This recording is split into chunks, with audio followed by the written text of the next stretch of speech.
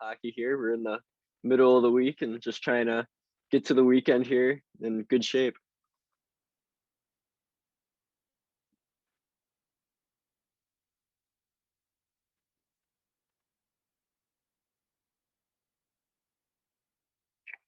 Yeah.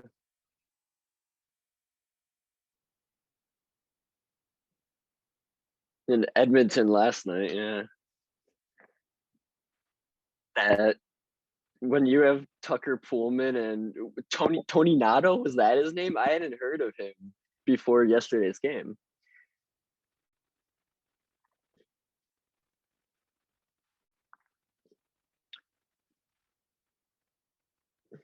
Yeah. I do have them winning the series, so yeah, gotta support. Yeah.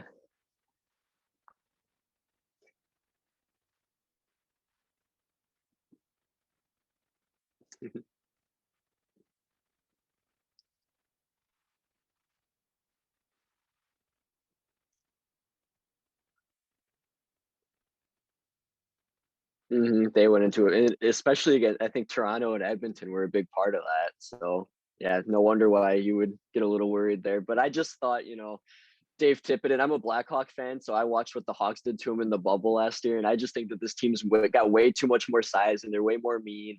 And even though there was talk Paul Maurice could be on the hot seat, I think that they finally come back together. Connor Hellebuck's finally found himself more. He had two shutouts down the stretch, so that's the team I'm going to be riding a little bit. Exactly.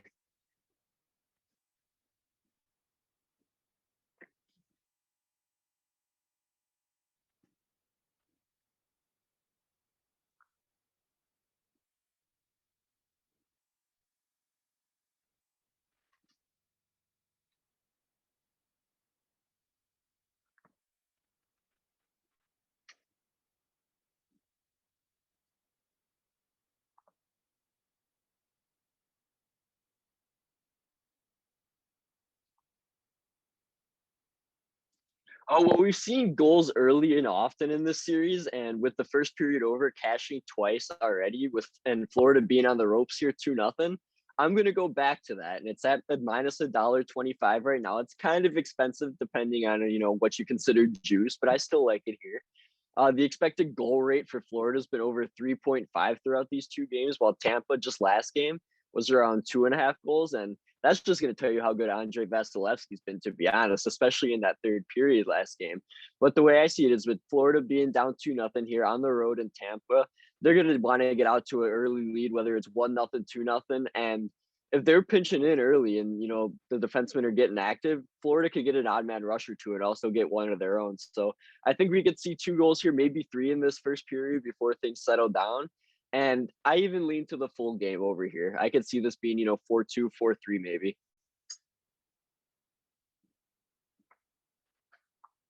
Yeah.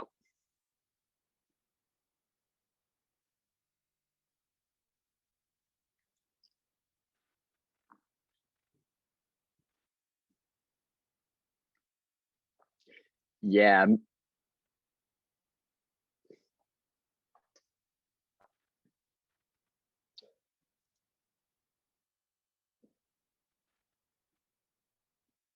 Yep. And yeah, and with game three, I mean, you mentioned how he's won at every level. And if we were talking about Hellebuck getting hot, and that could lead, Winnipeg through the second round and maybe beyond. I mean, if Spencer Knight gets hot, he could steal two games in Florida, and all of a sudden this series is tied. And it's like, well, there you go. There's your hot goalie that you're riding. And part of me feels like they only started Bobrovsky in game one because they're paying him all that money. And it's almost like they just kind of have to pay or, start that guy that's getting paid all that money at first. And if it doesn't go as planned, go away from him. And that's what they did. And I like Chris Driedger. He's been good all season long. And, he was solid last game. It's just Tampa, well, I can't speak, settled it down defensively. And Andre Vasilevsky was awesome.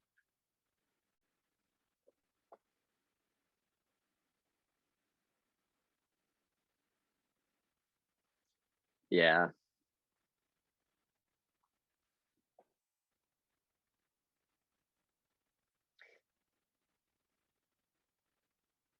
hmm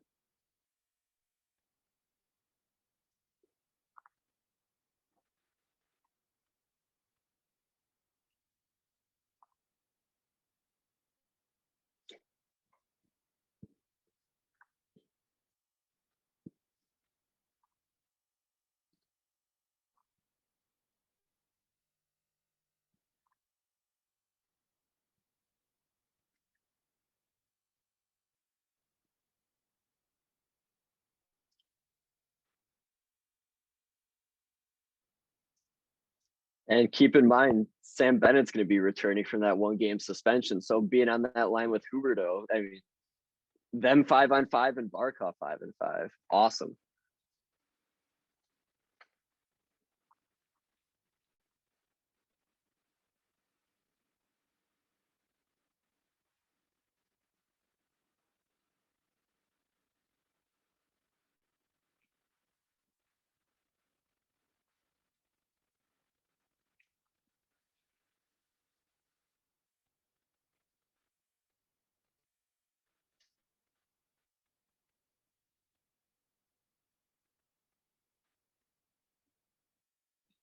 Well, it is a pick 'em like I thought it was going to be, but I don't have anything for the side and I don't have anything for the total here, but I do have a player prop. And while it is the favorite, Jake Gensel, I do think he gets a goal tonight. So I have him as an anytime goal scorer. I got him at plus 160, and he's long overdue. He's had 11 shots so far in this series. He had 7 last game, and he's at an expected goal rate of 0.545, which is the highest rate of any player that was out on the ice in game 2 across either team. So he had a potential goal that was disallowed there when it went under review in the third period last game, and I think he's going to get one that counts tonight. His line with Rustin Crosby's been terrific so far throughout this series, and I wouldn't even steer you away from putting a player prop on Rust or Crosby either. So I think that top line with Rust, Crosby, and Gensler are going to get it going, and I think Gensler will finally get his first of the postseason tonight at plus 160.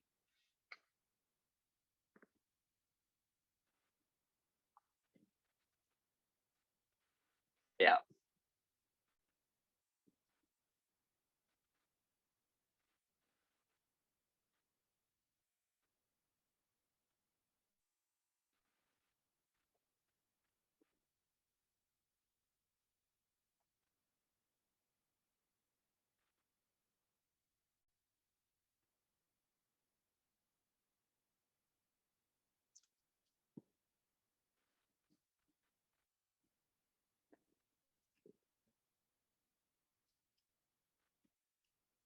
Yeah.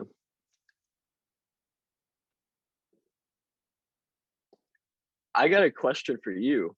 So with Varlamov in net, correct me if I'm wrong here, but Ilya Sorokin on home ice hasn't lost to anybody other than the Rangers. Is that correct?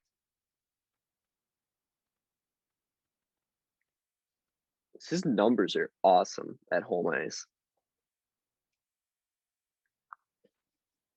Yeah.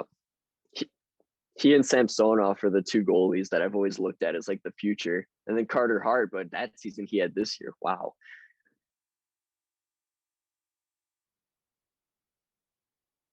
Yeah.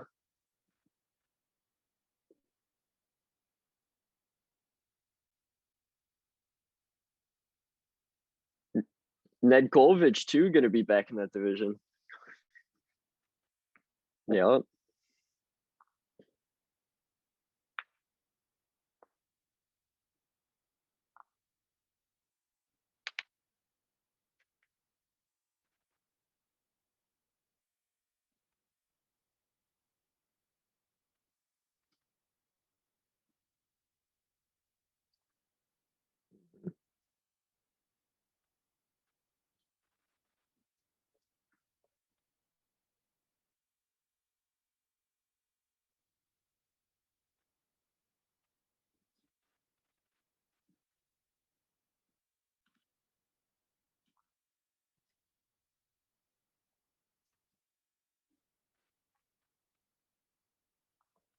I think we're gonna have two teams that try to send a message early in this one, and I mean that in the goals department. I like the first period over here, minus $1.21.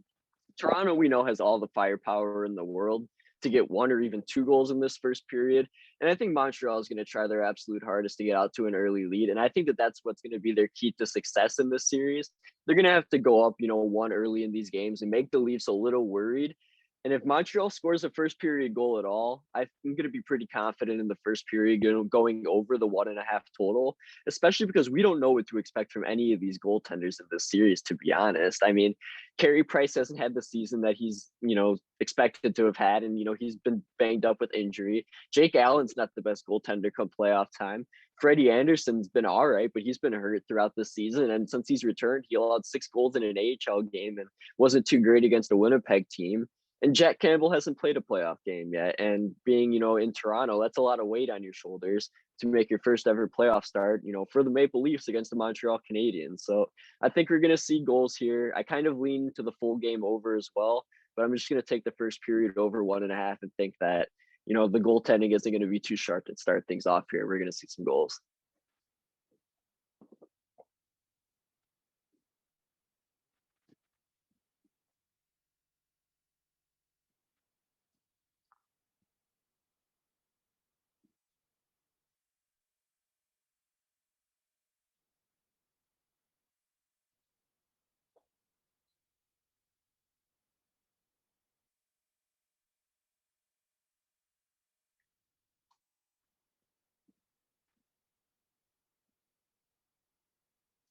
Yeah.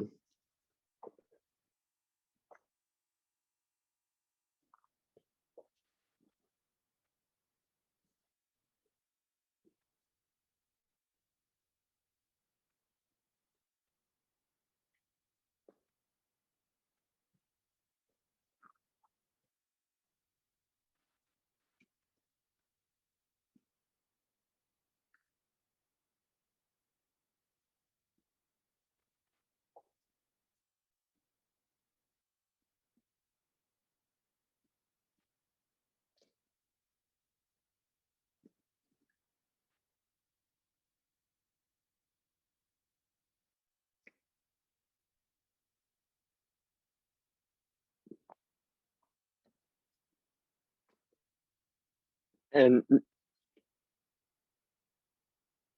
not even did Montreal struggle to score. Now they're not playing Cole Caulfield, who was their booster for the in the goal department there down the stretch. So yeah, it's going to be tough for Montreal. I mean, they're going to get Brendan Gallagher back, so we'll see what happens there. And Toffoli and Anderson, that front presence here. I mean, they have good numbers against Toronto, so we'll see what happens. But I'm with you. I think Toronto's probably going to roll.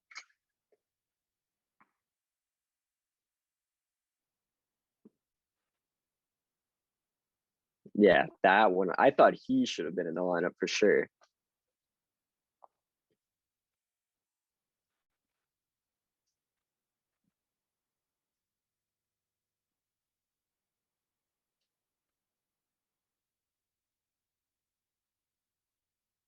Yeah.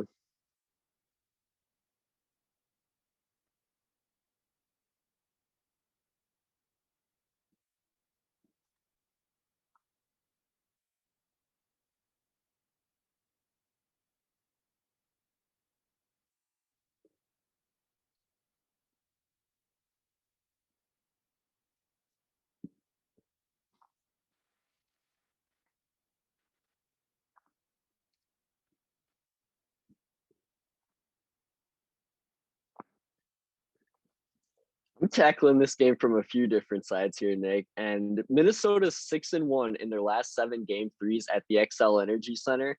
The under is 7-2 in game 3 since 2013 for Minnesota. So I love the Minnesota Wild on the money line tonight. I got them last night at plus 110. I know it's kind of a pick 'em at the moment, depending where you look. I like the Vegas team total under 2.5 goals plus 112. And this is a fun market. The both teams to score 2 goals in regulation to the no. You could find that at plus 106. And I like Vegas team total under and the both to the no at plus 106 here in regulation to get 2 goals. The under 7-2, like I mentioned in game 3 since 2013 for Minnesota. There's been 5 shutouts, whether Minnesota's won or not. And keep in mind, Minnesota's only lost once in those game 3s. And the Blackhawks won 1-0 that one game. I mean, I'm looking at you probably could get a shutout here in this one, especially with the low scoring games we've seen already. I mean, I'm not making this official, but for fun, if you want, gamble responsibly, maybe not put a whole lot of shackles on this, but a plus 1100 for Minnesota to get a shutout. I'm gonna put a little on that. Maybe just like $5, but still, I mean, I think that Cam Talbot could get a second shutout of the series here. And in game 3s in XL Energy Center throughout since 2013, the Dallas Stars are the only team to ever score 3 goals up in Minnesota in a game 3. So I think Minnesota is going to really lock down Vegas here tonight. I think they can win 3-1. maybe 4-1 if you had two empty netters. I think the empty netters are going to play a factor in the total here. So yeah, I think Minnesota's going to take care of it. They're going to win on the money line, and they're going to hold Vegas to, I'll say, a goal or less.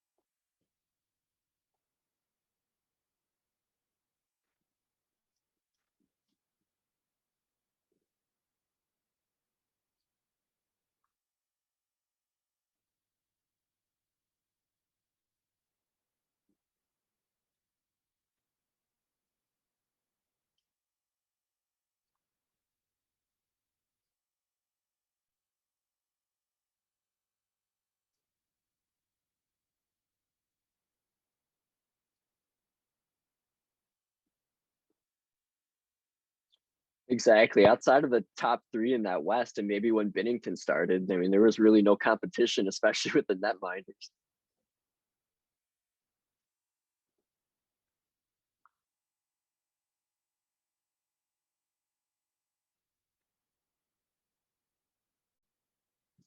Yeah, I took the first period over the last two games, and that come back to bit me there. So I'm gonna stay away from it this game. Hopefully, it doesn't end up hitting.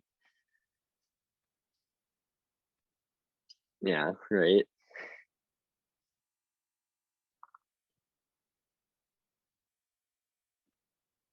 Yeah, shout out Terry.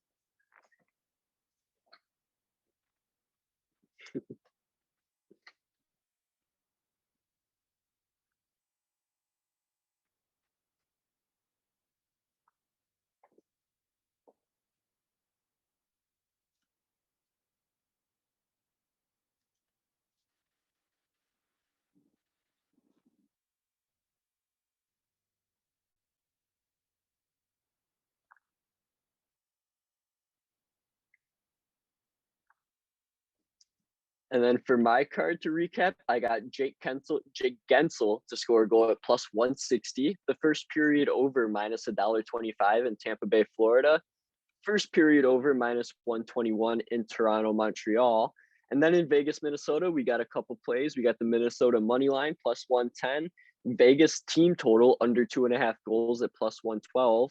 And then both teams to score 2 goals in regulation to the no plus 106. And then if you want to dabble on that Minnesota shutout at plus 1100, I'm going to have a little on that for fun. So those are going to be my plays for tonight.